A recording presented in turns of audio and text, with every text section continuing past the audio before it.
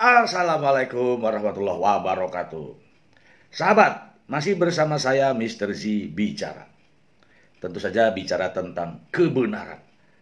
Lagi-lagi saya menerima berita atau diberikan terkait dengan berita ini.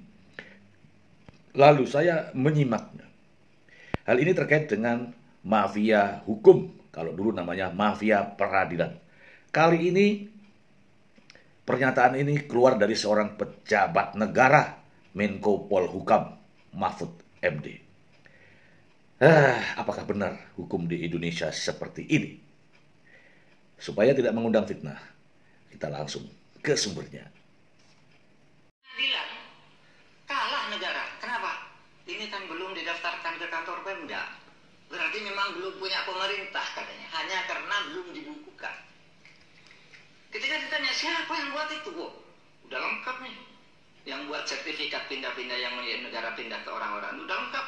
BPN-nya sudah sedia, bupatinya sudah, camatnya lengkap suratnya coba.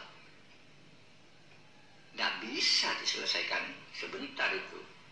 Harus melalui peradilan ini, yang ini diadili dulu, yang ini ada vaksinnya. Nah itu sebabnya saudara, kita hentikan itu sekarang. Yang sudah ini selesaikan pelan-pelan dan tidak bisa cepat.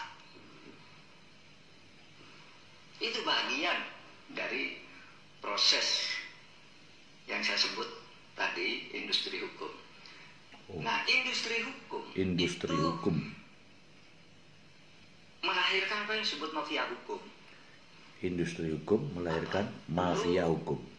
Mafia hukum itu namanya dulu zaman Orde Baru itu mafia peradilan. Mafia peradilan itu hakim, jaksa, polisi main, pengacara main. Nanti kasus pidana, polisi, kasih pasal ini aja. Kalau kamu nggak mau bayar, pasal ini kan bisa tuh industri hukum. Pakai pasal ini aja. Lalu nanti jaksanya juga berbisik, nanti tuntut dengan pasal ini. Pengacaranya, nanti saya membela begini. Hakimnya bilang, oke, kamu bilang begitu semua, nanti saya putuskan begini, uangnya sekian bagi pengadilan. Mafia pengadilan dulu permainannya bermain-main dengan hukum, mengindustrikan hukum di pengadilan. Sekarang istilahnya lebih luas lagi, mafia hukum. Kapan istilah mafia hukum ini muncul?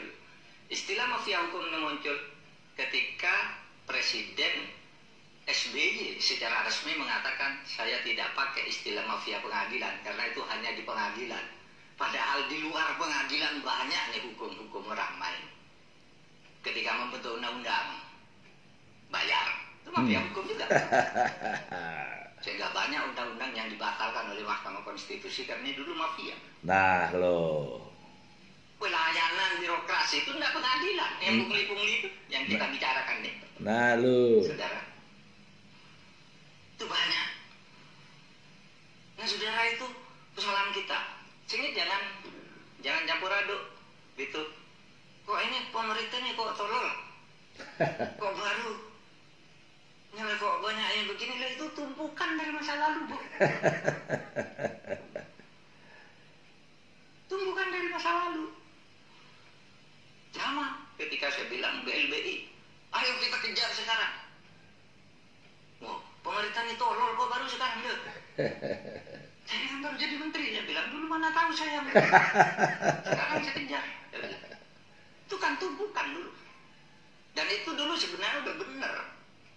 Pemerintahnya sudah dibawa ke DPR, pengadilannya sudah begitu. Sekarang tinggal nagih. Ya tagih sekarang. Mau perkara saja gitu. Buktikan nanti di pengadilan. Nah, saudara sekalian, oleh sebab itu, saudara, kalau saya lihat bentuk-bentuk industri hukum itu ada. Tadi yang paling parah itu mafia tanah, itu bukan main-main. Pak Yanto,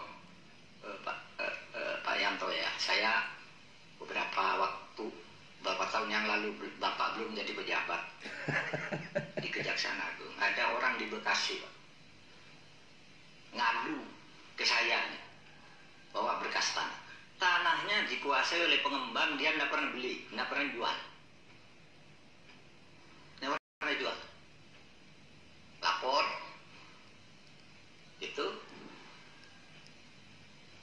ke polisi, malah dia yang laporkan pengadilan. Lalu katanya kasusnya masuk Kejaksaan Agung. Masuk ke saya itu. Oh iya ya, kasusnya benar nih, ibu yang punya tanah ini.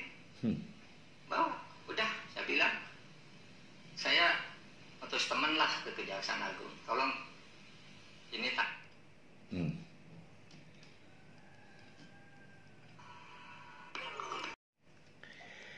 Itulah tadi sahabat belak-belakan Mahfud MD terkait dengan mafia hukum. Apakah masih ada di sini, di Indonesia? Apakah masih bisa tumbuh subur di Indonesia? Ada disinggung polisi, ada disinggung kejaksaan, ada disinggung hakim, ada juga disinggung advokat. Masih adakah? Saya tidak tahu. Silakan sahabat-sahabat melihat sendiri fenomena apa yang terjadi pada hukum di Indonesia. Ini tadi Mahfud MD loh yang bicara, bukan saya.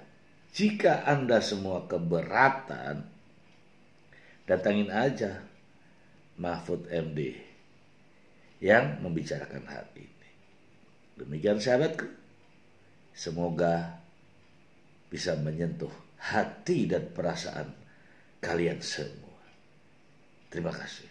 Wassalamualaikum warahmatullahi wabarakatuh.